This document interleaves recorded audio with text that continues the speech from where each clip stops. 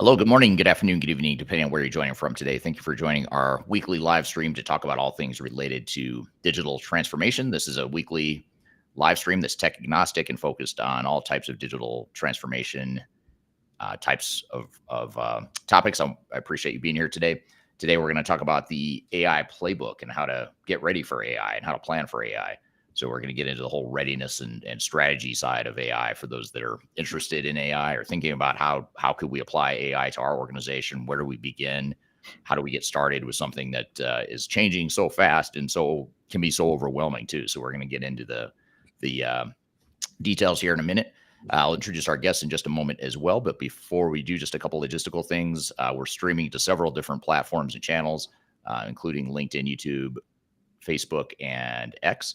So thank you for joining wherever you're joining from today. And we are keeping an eye on the stream, the chat streams from all the platforms. So any questions you have along the way, please drop those questions in the chat. And speaking of the chat, if you don't mind, just drop in the chat where in the country or where in the world are you joining from today? What city and country are you joining from? I'd love to hear where this global audience is joining from. And then secondly and lastly, before we introduce to our guest, this live interview becomes part of our weekly Transformation Ground Control podcast. So every Wednesday, we release new episodes of that show. So by being here for this live interview, you're getting to see how the podcast is made and you're part of the live production. So thank you for being here today. If you'd like to check out that podcast, by the way, go to transformationgroundcontrol.com and you can find all past 220 plus episodes that we've done over the years. So check that out when you get a chance. Let me know what city and country you're joining from today. And joining us to discuss this topic about AI, the AI playbook, and how to get ready for AI is Khalid Morris, the Director of AI and Data Strategy at Third Stage. Khalid, thanks for being here today. Oh, thanks for having me. I'm excited for this conversation. You and I had a conversation a couple months ago talking about AI in general, AI trends and just sort of where the market is headed. But this is going to be a little more prescriptive, a little more focused on the front end of readiness and planning and that sort of thing. But before we jump into some of the questions I've got for you and get to some of the audience questions, tell us a little bit about yourself and your background. Well, I've been in consulting for some time, fresh out of graduate school here. So we're about 20 years into this, and obviously some years before in the finance and accounting world. All of it has pretty much been dedicated to business systems, ERP, BI, budgeting, forecasting, applications kind of across the board. And I've kind of sat across multiple different sides of this from across the SDLC.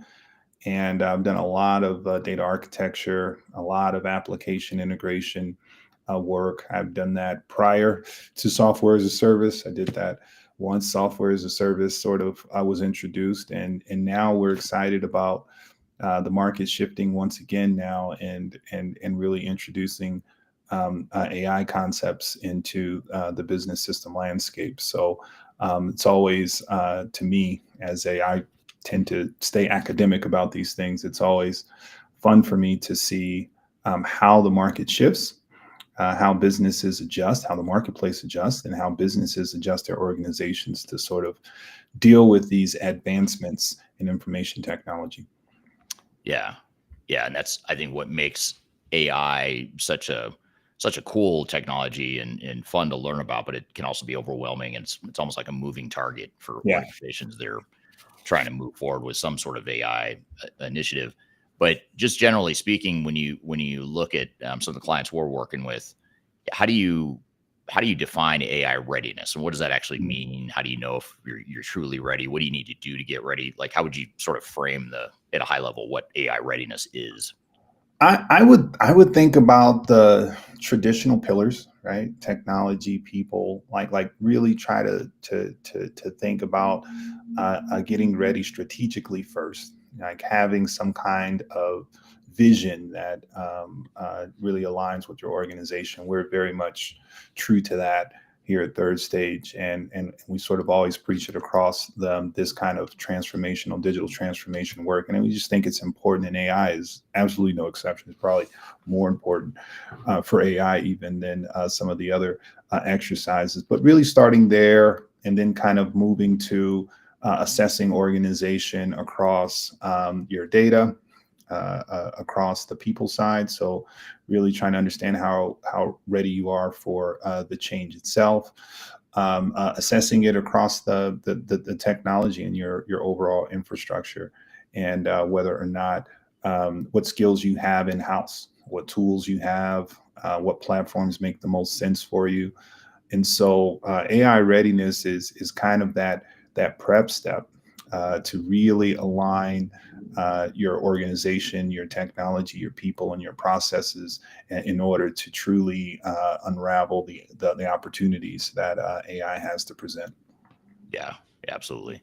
In fact, I want to pull up here in just a moment a slide that gives kind of a visual overview of an AI readiness framework that the audience can take away and learn from here in just a moment. But first, I want to turn to the audience and thank a couple of people that have chimed in on where they're joining from here today. Nasheed on LinkedIn is joining from Bangladesh. Good evening. Thanks for joining late in your day and evening. And then Brawler, which is a cool name on YouTube, joining from California. So thanks for being here today.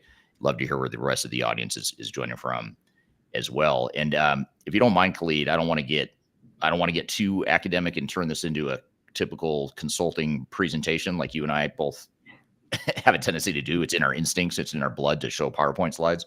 But there is a couple good slides that we have on our on a presentation that we use to talk about AI readiness. So I want to pop this up here just for a second and maybe have you walk us through what these different components are. So as you're looking at this slide here, tell us a little bit about these 5 core dimensions of AI readiness and sort of how we can apply it to organizations. Well, starting at the top there with strategy and really having a strategic alignment, it's just important to do this. Now, as it relates to AI, I think it's even more important, and I kind of mentioned that earlier, because so much of AI you don't know. I believe you really need to stay in process with AI. We've heard from clients multiple times over, we don't know what we don't know. And oftentimes you walk into an AI exercise or trying to run down the line of what does AI mean for our organization, and it's a whiteboard scenario. You are staring at a blank canvas and you're looking around at each other like, well, what do we do next? Well, so the strategy element really gives you a framework to really align the business goals with any potential outcomes that kind of come out of that. And the more targeted you are with understanding what your objectives are, the more I think you'll get out of really carving out AI solutions that make the most sense for your organization. So from a readiness end, always important to kind of start there. I think that is a first step, really for any digital transformation project, to be honest, but certainly for AI, because you kind of have to have a come to Jesus moment with respect to how you're going to approach the overall exercise of definition for AI solutions. So starting there is basic, and then kind of moving more into a functional element. So when we're saying business process intelligence and opportunity discovery there, that's more of a functional discovery and operational assessment of sort that really allows you to carve out pain points. Now, I believe, and this is just AI is new, so we're all evolving here. The pain point part of the exercise here is more relevant for AI than even requirements. The requirements part, and the reason why I say this, typically for ERP solution, we're very requirement driven. And it makes all the sense. You kind of have broad functionality, et cetera, et cetera. Your pain points are more narrow, more acute. And AI has the ability to really dive into those targeted kind of pain points. You can really have a much more narrow conversation as it relates to the solutions that you're trying to develop, as well as the problems that you're trying to solve. So really, from a functional perspective, it's very important that you have your finger on the pain in your organization, and where you really would like to really find some high impact, big value gains on from an AI solutioning kind of perspective. So it's a normal exercise in terms of functional discovery, but I think you go about it a little bit differently to really outline and target and have a tight list of your overall pain points. And then from there, data is a critical element for any digital transformation project.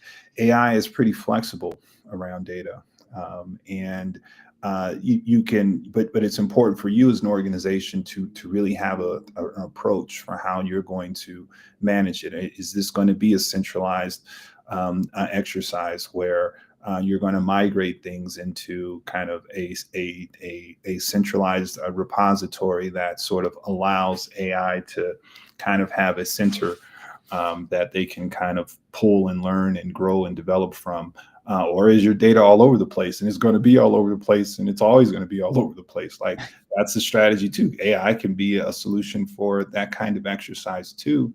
But it's important for you as an organization to really understand where you are from a data perspective, and from a quality perspective. In terms of, I believe in this kind of step, it's important to have owners and really put your finger on, across your organization, who owns what on the data side.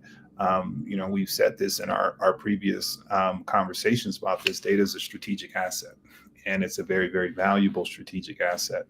And from a readiness perspective, it's important that you understand the value of your data, where your data is, who owns it, how it kind of gets adjusted, because it really becomes aftermath post. When you actually develop AI solutions, it really becomes a quality exercise, so that you don't have any hidden biases that can dampen the quality of results that you get from an AI solution. Right. And then from there, that's when you kind of get into, well, what platform are we going to use, and how are we going to get our organization to really change and adopt this? And the platform part, I think, is I mean, it's important, but I think it's more normal. The change part, I want to emphasize, because change management has always been important. It was important prior to AI. It's important now. But with an AI component, so much confusion is in the marketplace. You can't neglect how change management applies there. And that continual reinforcement point is a part of your change management exercise. You need to have elements baked into your post-go live efforts that really include quality, because the biases that can happen in AI, I mean, it's very large. Your data can be off, and can be leading you down the wrong path, just because you didn't take that extra step to just do some basic checks around, does our AI solution have all of the up-to-date, proper, and accurate data, so that it's not kind of leading you in the wrong directions. Yeah. So what's interesting about these core dimensions here is it almost seems like you could plug in any sort of technology into this, as far as things you need to do to get ready. I mean, there's certain things that are more important to AI, like data is, AI or data is important no matter what, but especially with AI.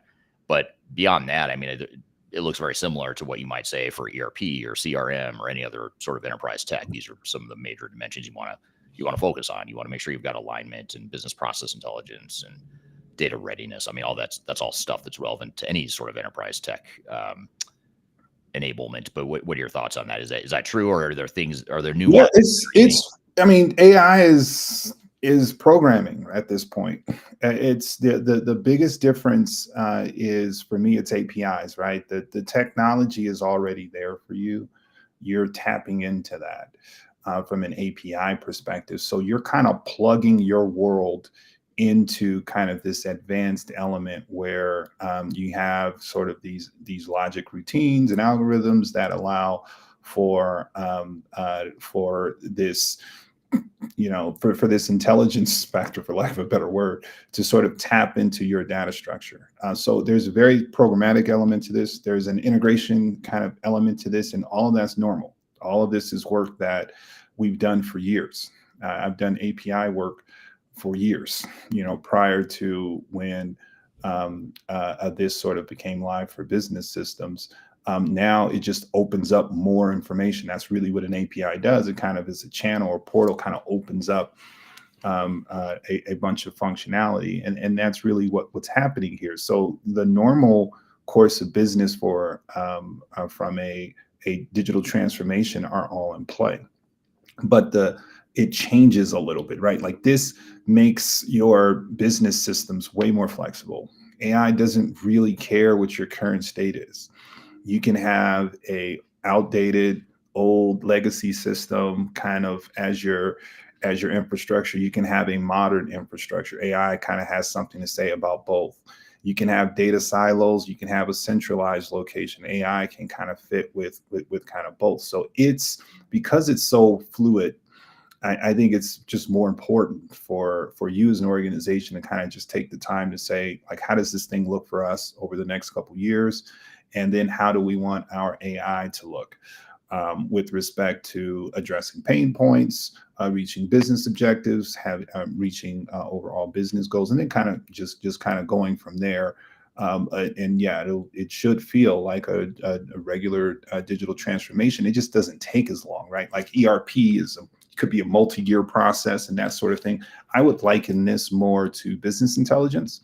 And how when we used to implement a lot of business intelligence systems, it was really scaled down. You're looking at 4-6 month process. You got some change management after that, but really cutting into that 4 to 9 month kind of window versus ERP, where you're looking at a year and a half, potentially 2. If it's a large organization, it might be multi-year. So, yeah.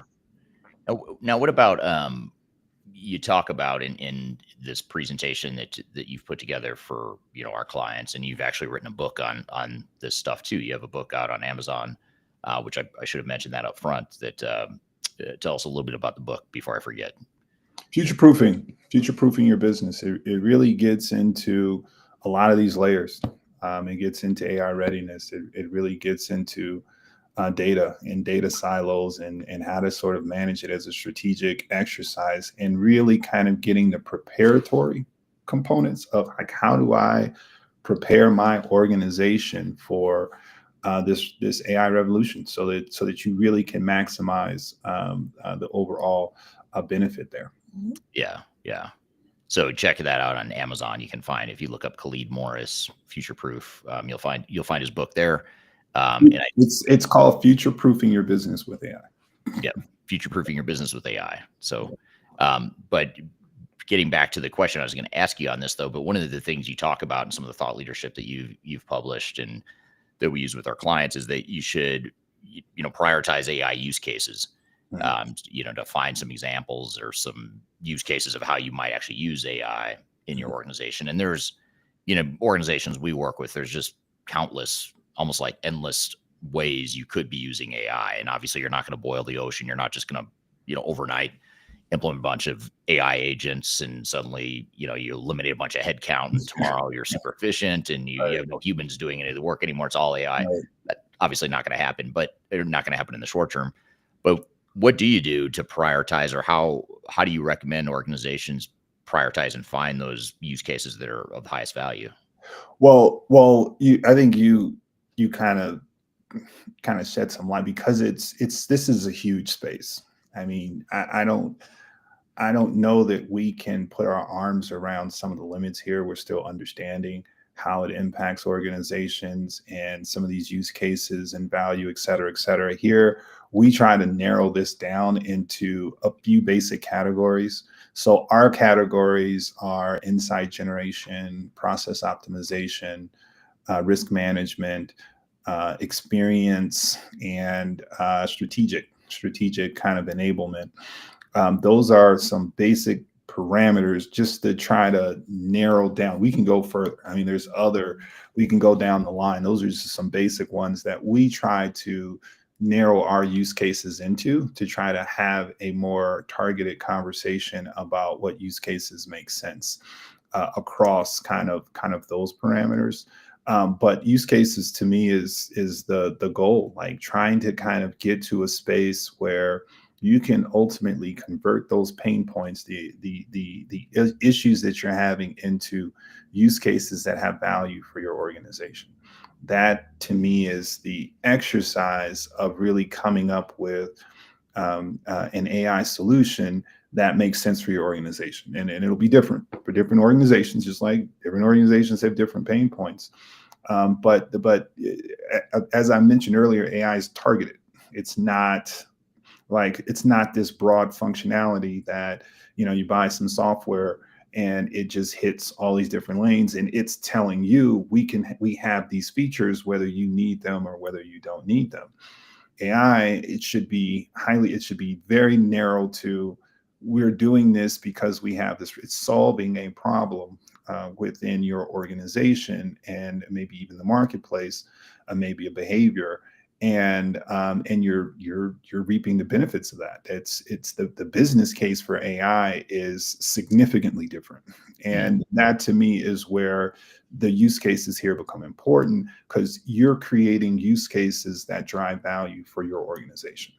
And the frustrating part about this, I think, for organizations, when you try to have this conversation with them, is they don't know what their use cases are. So they're like, so what use cases are those? I'm like, well, you tell me, and it becomes a what comes first conversation. But when you go through the process of it, then you start to see what a classic example is in insights. If you think about from an insight a generation perspective, something as simple as forecasting. Forecasting I've done forecasting applications. I know that there are organizations that spend a significant amount of time forecasting in the university world. Education, it's a strategic plan for education. It takes months for them to budget and plan. It's like an annualized fight of how much money is my department going to get, how much. There's countless conversations, debate around it. It takes months for them to come to an agreement around what their strategic planning plan looks like, what forecast kind of budgeting and kind of forecasting components. What does it look like for the school, particularly large ones? AI can do that daily. I mean, AI can create forecasts on a daily basis, with or without you, right? And so and I'm not suggesting that you allow it to kind of do it without you. I'm saying that it significantly cuts the time down. So that exercise that you put in forecasting, whether it's as complex as what a university would do, or maybe it's a quarterly exercise. There's plenty of organizations that kind of have a more detailed quarterly exercise around forecasting. Like, you can do that in 50% of the time, 75% of the time, and still have the same kind of desired results because you're utilizing things like AI, right? Some organizations may not use that at all. Some organizations, that might be everything for them, right? So those use cases of where AI kind of becomes significant varies from organization to organization, and that organization has to do the work either with consulting or just kind of sitting down by themselves. They have to kind of do the work to ultimately get to a set of use cases that make AI of value for that organization. And the fun part for me, and this is kind of touches what we talked about last time, is you're not just buying a system here, you're creating IP that you own for your organization. So I encourage all organizations to think about how we own our own AP. Like, what does our AI look like? and how much of that do we own in terms of our own intellectual property? Yeah, and that's a great point. And one thing that makes AI different that I think is exciting, but can also create challenges or additional challenges for organizations is the fact that unlike ERP and CRM, HCM, some of these commercial off-the-shelf systems that are very mature, they've been around for a long time, those systems, when you deploy them, you're not really creating a distinct competitive advantage. You're sort of, yeah, you're automating, yes, you're becoming more efficient, but you're not really changing your business model. You're not totally rethinking, a new way of doing business, because you're going to end up doing things the way anyone else who uses that same product is going to do things. But AI is different because there's some creativity there. There's some, additional opportunities or ways you could use established technology like AI, but use it in a very distinctly competitive or different sort of way, which I think that's exciting. But back to your first point on your readiness framework, you have to have that strategic alignment and a vision. Absolutely. What do you want? Like, because you could automate everything in your business, but some of it's not really going to add that much value. Some of it's going to add a tremendous amount of value. Some of it's going to allow you to change your business model or change your customer experience or make you better at planning, like you said. So there's a lot of things you could do, but you just need to have your priorities set straight so you can focus. I would think about it like a pie. If you can cut, let's say we cut our pie into four different parts. What kind of pie are we talking here? Just to clarify. Sweet potato pie. I like sweet potato pie. This isn't Thanksgiving, but let's just say we have a nice sweet potato pie that's cut into four parts.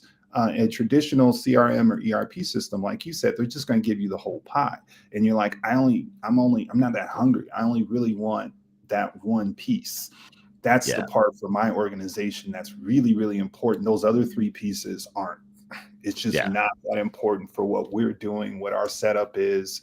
Maybe we have another system that we're doing this in, and we just don't need your system to do those other parts. They're still charging you for that. It's still a part of their offering. It's a part of their implementation, which may make it longer or whatever the case kind of may be. But you're going to get four parts of this pie, whether you like it or not, right? AI, you're getting the whole pie.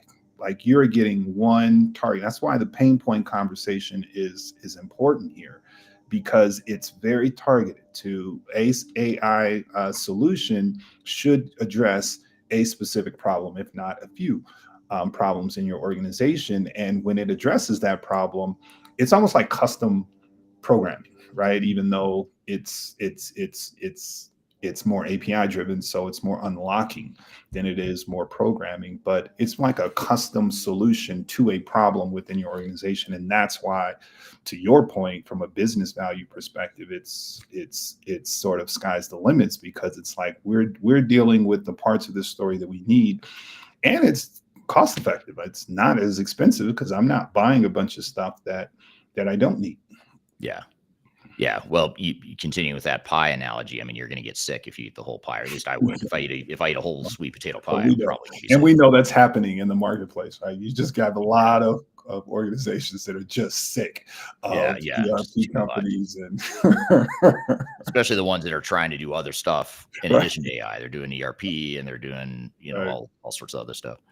I want to turn to the audience again here real quickly. First of all, I want to say hello to Tyler, joining on LinkedIn from Bettendorf, Iowa in the US. Thanks for being here today, Tyler.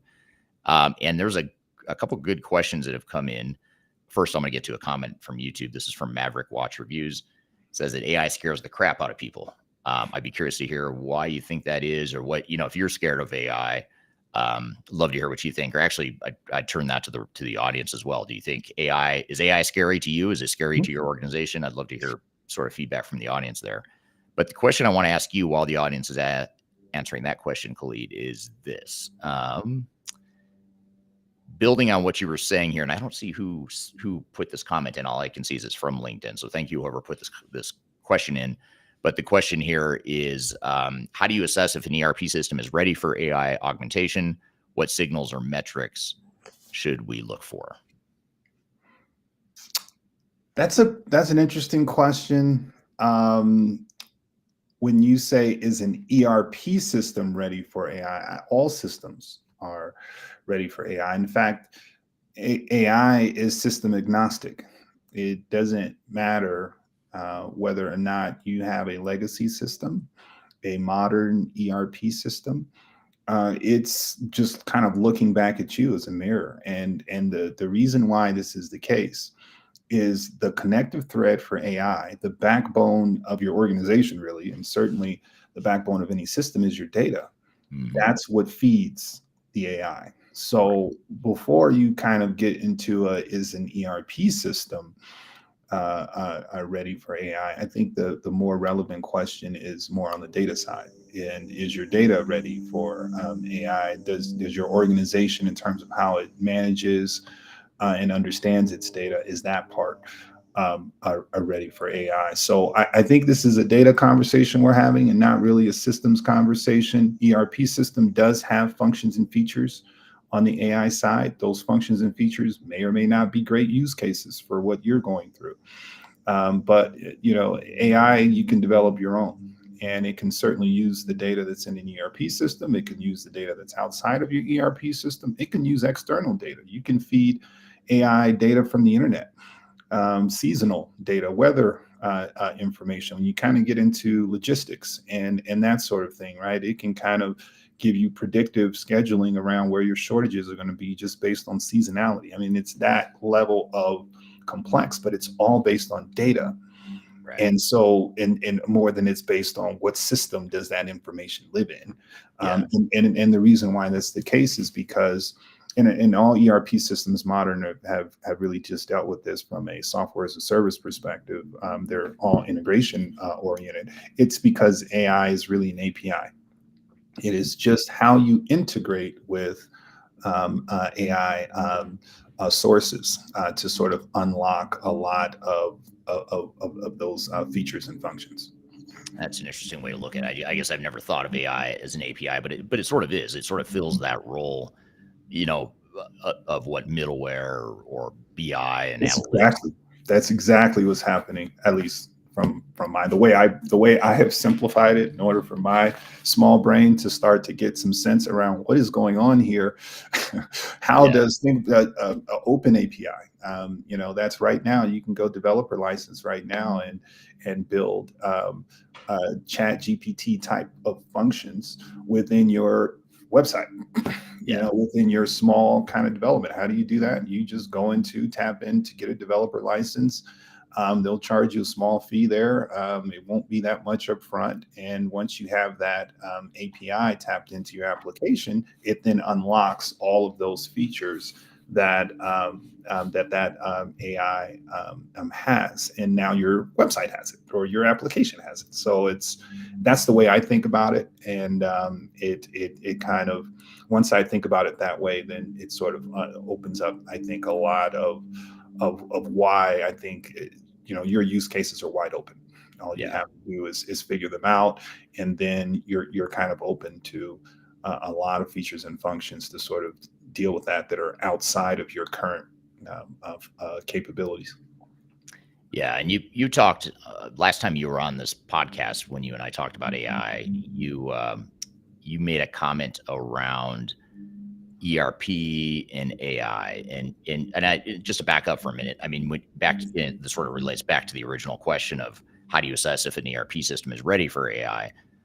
First of all, all the ERP vendors, all the major ERP vendors are investing heavily in R&D for AI. I mean, they're all doubling down on AI, just like they double down on cloud and SaaS solutions. So they're in on this whole AI thing. But you have some strong opinions on, do you need to rely on your ERP vendor to provide AI capabilities, or is it better to go off on your own and find sort of a standalone AI tool set that you can then integrate or lay on top of your ERP system? Or how do you view that, or how do you navigate that decision? I think it goes back what we're talking about in our conversation. We're back in a use case conversation, and think about the time to implement here.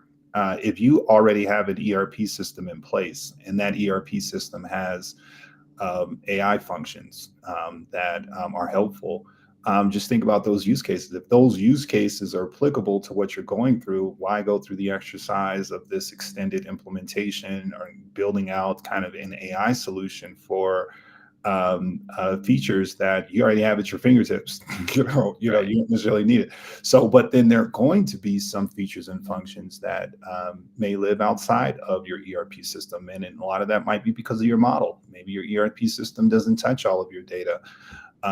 Maybe it's just a level of complexity that they haven't been able to get to. Maybe there's a uniqueness or an advantage that you're trying to build in as a use case that the ERP system doesn't have scope for. So all of those things, I think, really start to tell the tale for, does it make sense for me to use AI through my ERP system, or does it make sense for us to look at other routes? But either way, you got to do the work. I think it comes back to the strategy element and really understanding where your organization is going and what does it need its AI to kind of look like to be competitive in the marketplace. Yeah. Yeah. And the other piece of that too, that's sort of an intangible consideration, is how much more do you want to add to the whole vendor lock risk? Vendor lock being, if you're using SAP, Oracle, Microsoft, one of these big enterprise-wide systems, you're sort of stuck with that system, for lack of a better word, for better, for worse. No matter how that system evolves or how your business evolves, it's hard to switch, especially in a cloud environment.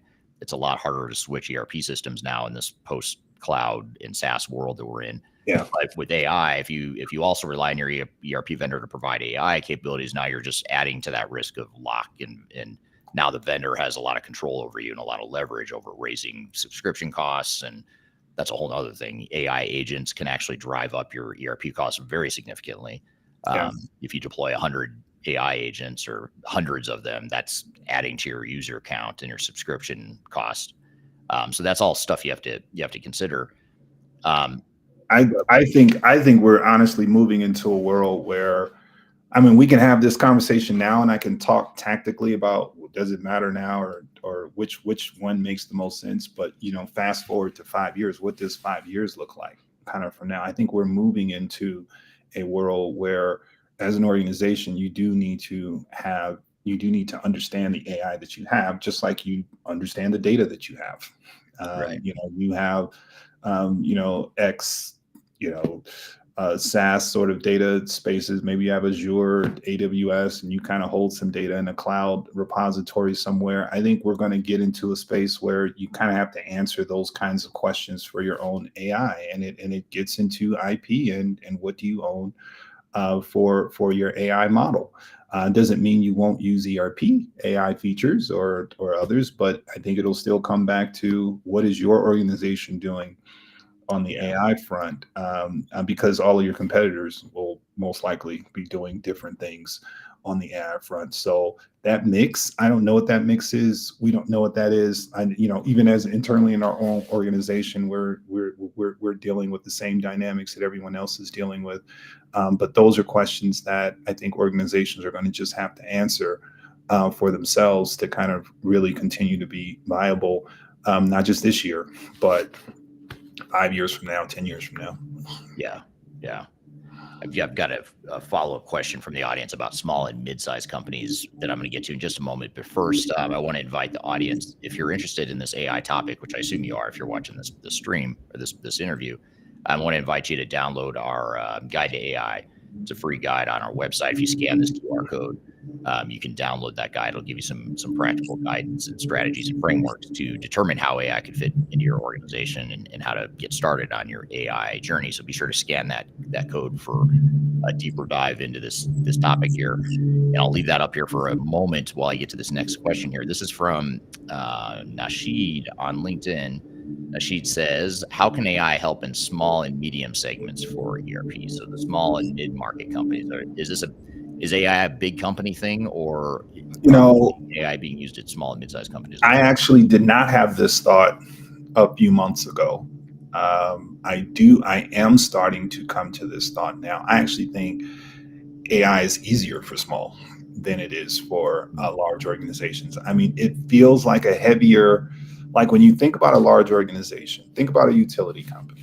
I've done some utility work kind of in my past. Huge data sets, just thousands of customers, it could be 100,000 customers if they're servicing a given region or plus, and they all have these huge kind of data sets and data models that they're sort of dealing with. Consuming that level of information and kind of putting AI solutions on top of that, that's a big lift, especially for an organization that can be bureaucratic, and kind of hard to kind of get the sign-offs the way that you kind of want. Small businesses don't have that issue. The AI is very targeted. So again, the small business can kind of look at, I just need this. If I can get this, then I become competitive in the marketplace. This one pain point that they need to solve, and the cost of doing that is way smaller than you think. Right. So for me, small businesses should certainly be looking at AI to be competitive. And I mean that from everything from resourcing. You have a lot of bots now that starts to sort of do things. You don't need a robot. You don't have to build a robot in order to have some functionality. You might just need to build a workflow to sort of really manage some of your sales traffic. Just having some basic kind of workflow management there, and something that simple can kind of elevate your small business. Right. And something that simple is as simple as some smaller subscription to something like Zapier or something like that. Right. So it's for me, this exercise, I think small business sometimes gets intimidated by it, but they should lean into it. It's the same principles, really trying to understand strategically what we're trying to accomplish and really developing out those use cases that make sense for your organization. So it's not like you have to do anything differently.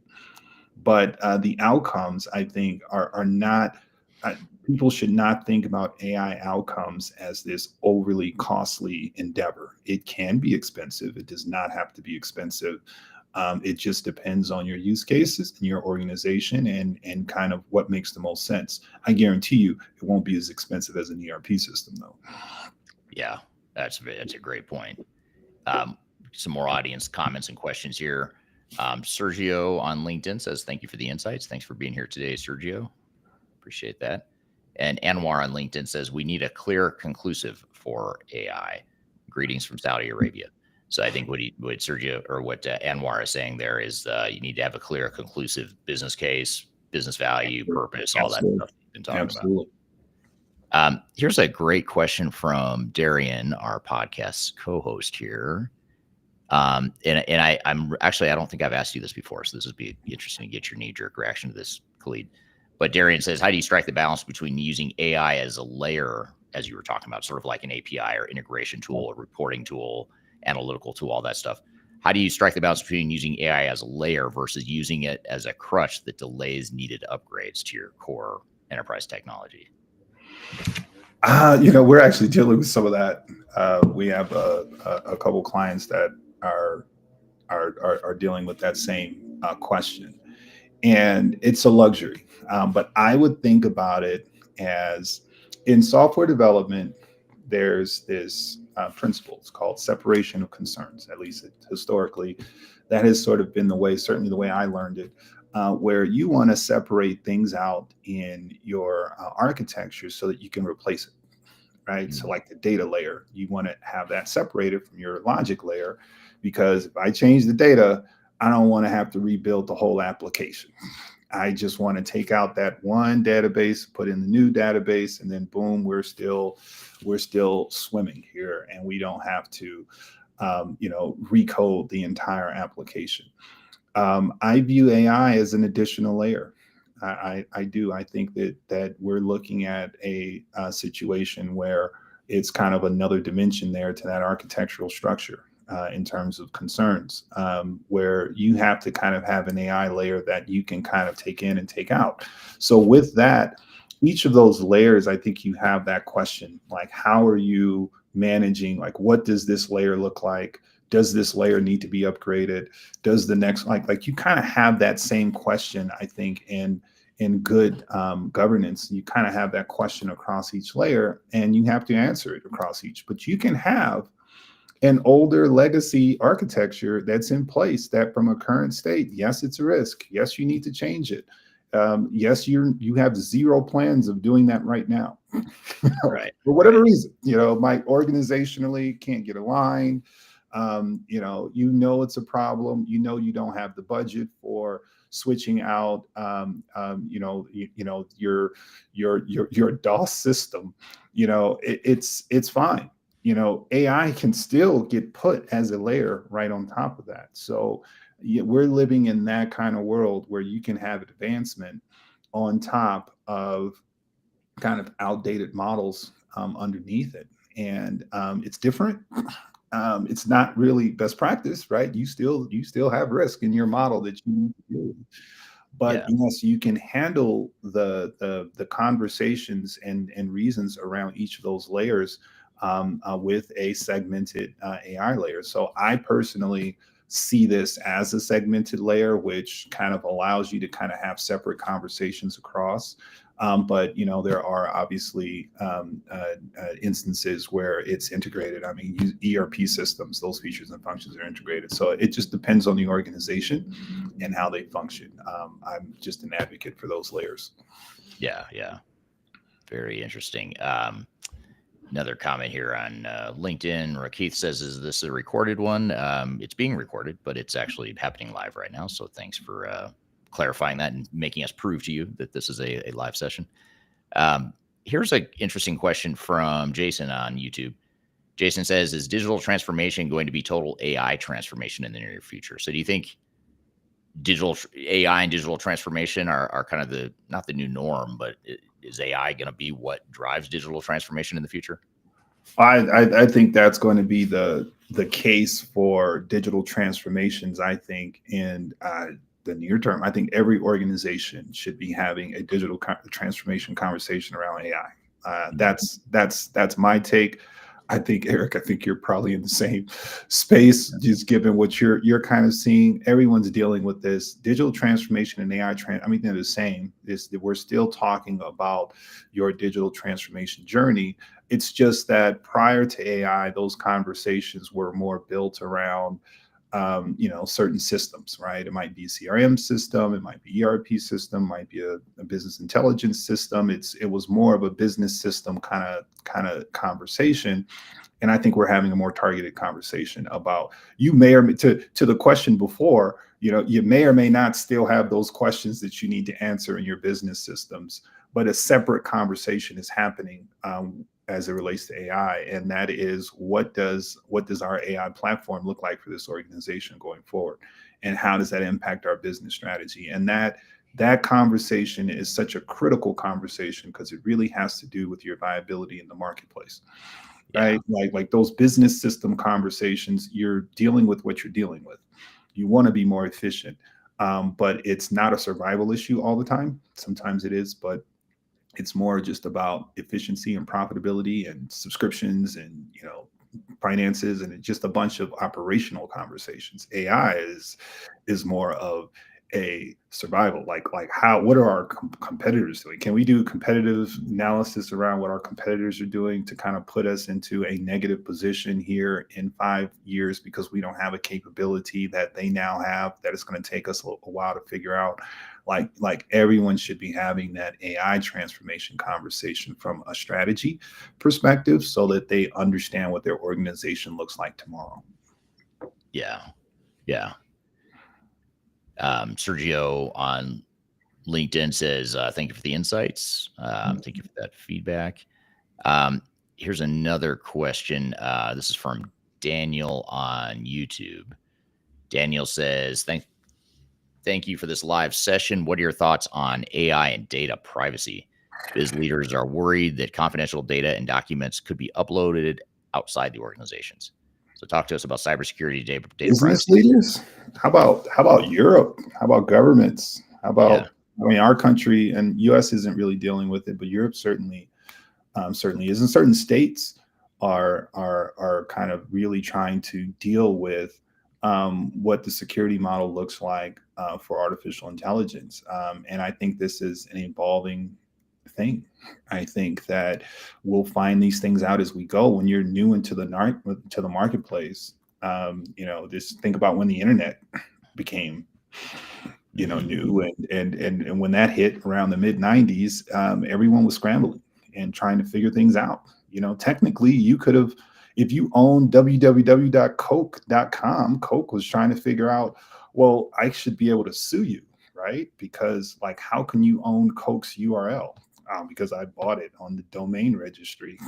So it's like, well, what was that classified as? They didn't know at that time. Now we have those things fleshed out pretty well, and we understand what is. And it's the same to me with AI. We're fleshing out things in real time. So everyone is struggling with what privacy looks like in this particular world. And I don't blame them. I think we learn as we go. I think that you create privacy and security kind of mandates in your organization. I think your data governance model needs to be tight. We're advocates for owning your own IP for that reason. When you pass everything over to a software as a service, I think there's some basic questions in terms of, my data versus another organization's data and what we sign off to in our agreements with respect to data, who owns it. Because you should always own your data. Like I said, it's the strategic asset. I mean, we have I've said this before, but Facebook is a multi-billion-dollar organization specifically because it owns a lot of data. And so I understand the data privacy question. The more concerned that you are about that, I think it pushes you more into a world where you control your AI, and you control you put guardrails around your data and your AI, so that you have protections in place. But yeah, in real time, we're all trying to figure it out. Yeah, absolutely. Yep, we are indeed. And the comment here from Jason, appreciate the insights. Khalid was having the same thought. So you answered one of his questions earlier, and he's thanking you for that.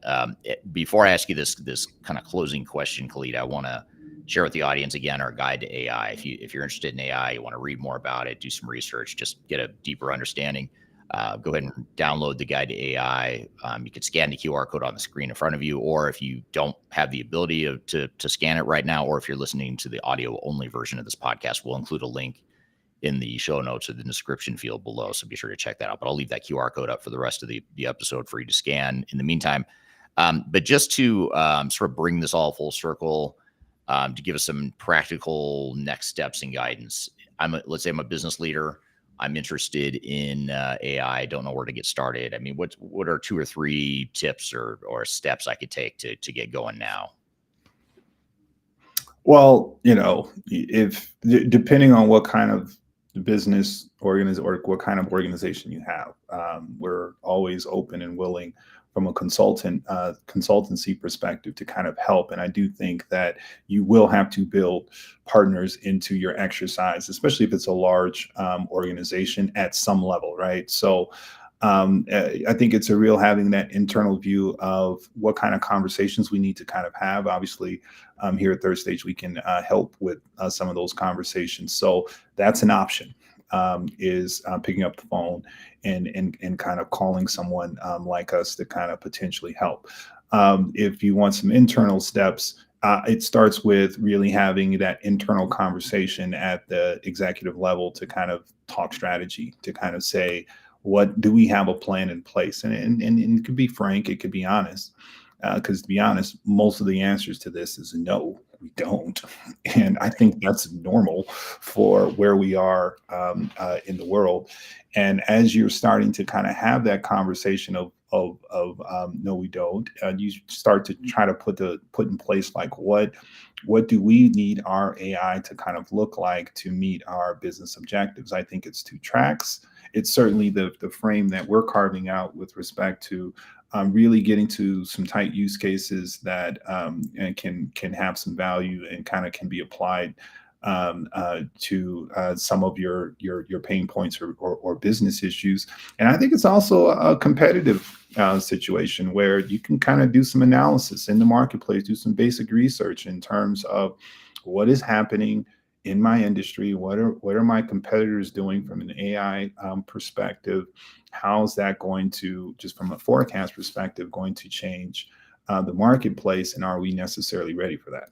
I think that's a two-track conversation that you can have as a business leader to start to kind of get in front of what this looks like for you. And I would do that kind of in a hurry. I mean, not in a we're going to be out of business tomorrow perspective, but having a healthy level of impatience around how this impacts your organization here over the next few years. And I say that because just think about the last few months and what kind of gains and change has happened. I think about this year and last year, where we were sitting here in May and what I was thinking about last May as it relates to this very topic. And it's like, just drastically different. So I think this is moving at a very fast rate. And as a result of that, I think you want to get in front of it more so in a hurry versus not. And you may not have all the details down of what you're going to do, but just having a plan in place, just understanding kind of where your organization is going with it can go a long way. In comparison to not, aimlessly deploying technology, aimlessly, cool. And then turning around and then saying, when did that happen? Like why is this happening to me? Yeah. How is that ever a good idea? It's because we didn't think through it. It's not. Ignorance is not blitz. Right. Exactly. Well, good. Well, thanks for the tips and the feedback here. I really appreciate you sharing your time and expertise here, Khalid, and thanks for being here. Likewise. Thanks for having me. Yeah, absolutely. Thanks to the audience for being here today. Appreciate you joining. Keep an eye out for this episode of Transformation Ground Control. It will be released, I believe, 2 weeks from tomorrow. Every Wednesday we come out with new episodes. We'll add some new content to this discussion. We'll edit it, polish it up, release it as a formal Transformation Ground Control podcast episode. You can watch past episodes of that show or listen on whatever platform you prefer by going to transformationgroundcontrol.com. In the meantime, we do these live interviews every Tuesday, same time, same place. So wherever you are watching here today, we'll be back again next week and hope to see you there for that discussion as well. So thanks everyone for being here again. Hope you have a great day, great week, and we'll see you on the next live stream.